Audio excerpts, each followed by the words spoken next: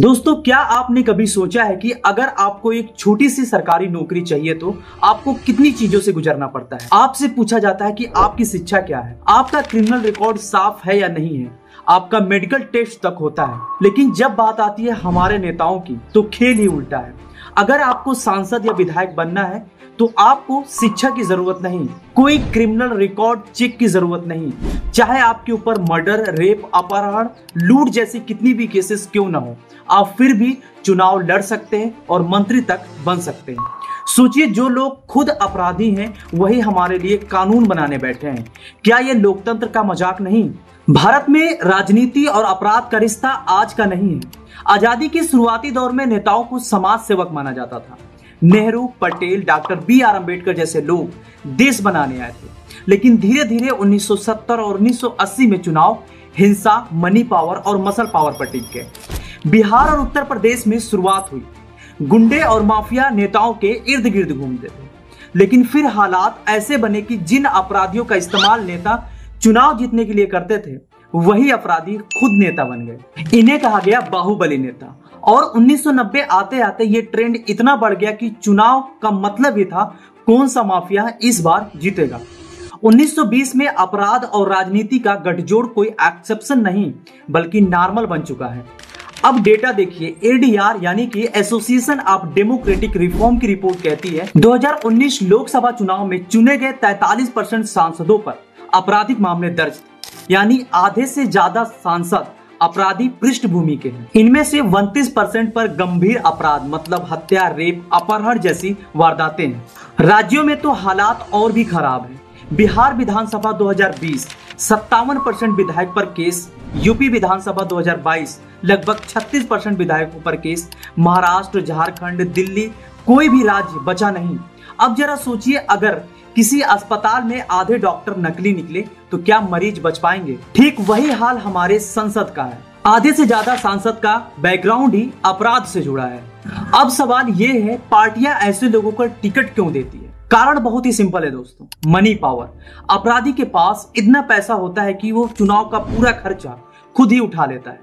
Party को पैसा लगाने की कोई जरूरत नहीं। मसल्स पावर, गुंडे डर फैलाकर वोट डरवा लेते हैं, इलाके में उनकी दहशत रहती है। और तीसरा मेन कारण है विनेबिलिटी फैक्टर। पार्टी सोचती है अपराधी तो पक्का जीतेगा, और रिसर्च बताती है कि जिन उम्मीदवारों पर गंभीर अपराध के केस होते हैं उनकी जीतने की संभावना क्लीन उम्मीदवारों से 3 गुना ज्यादा होता है। तो पार्टी के लिए अपराधी ही सबसे सेफ है, चाहे उसका बैकग्राउंड कुछ भी हो।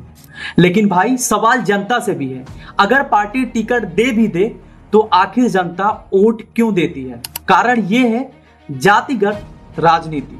लोग सोचते हैं अपना आदमी है चाहे अपराधी ही क्यों ना हो। दूसरा है डर, इलाके का दबंग है, उसके खिलाफ बोलना ही मुश्किल है। फायदा, अपराधी नेता जनता का पर्सनल काम करवा देता है, जमीन का झगड़ा हो, पुलिस केस हो, वो तुरंत जुगाड़ कर देता है।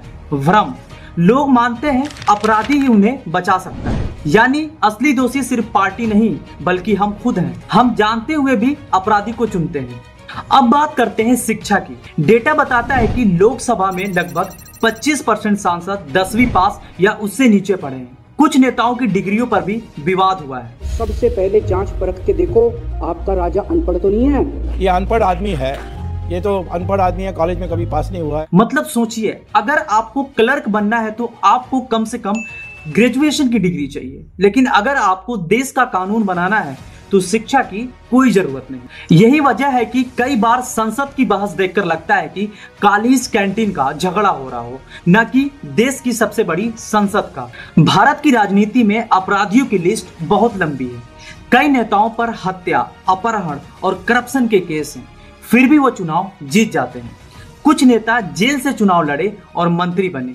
कई बार तो न्यूज हेडलाइन यही होती है, murder accused wins by record margin, gangster turn politicians get cabinet berth. यानी कि अपराधियों की राजनीति में आना अब कोई एक्सेप्शन नहीं बल्कि मुख्य धारा बन चुका है। इसका असर लोकतंत्र पर बहुत भयानक है।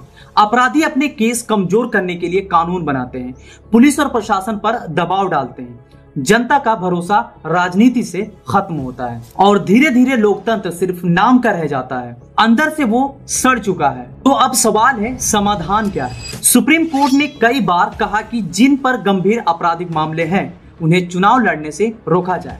इलेक्शन कमीशन में भी यही सिफारिश की। एडीआर लगातार रिपोर्ट निकालकर सरकार पर दबाव डाल रहा है, लेकिन संसद कानून नहीं बनाती क्योंकि अपराधी खुद संसद बने बैठे हैं। तो आखिर जिम्मेदारी किसकी है? हमारी। अगर हम वोट डालते समय जाति डर को छोड़कर साफ सुथरा उम्मीदवार को चुने तो धीरे धीरे राजनीति साफ हो सकती है। दोस्तों, दूध वाले से तो हम शुद्ध दूध की उम्मीद करते हैं, तो नेताओं से शुद्ध छवि की क्यों नहीं? क्योंकि अगर अपराधी ही कानून बनाएंगे तो अपराध कभी खत्म नहीं होगा। सोचिएगा जरूर। जय हिंद दोस्तों।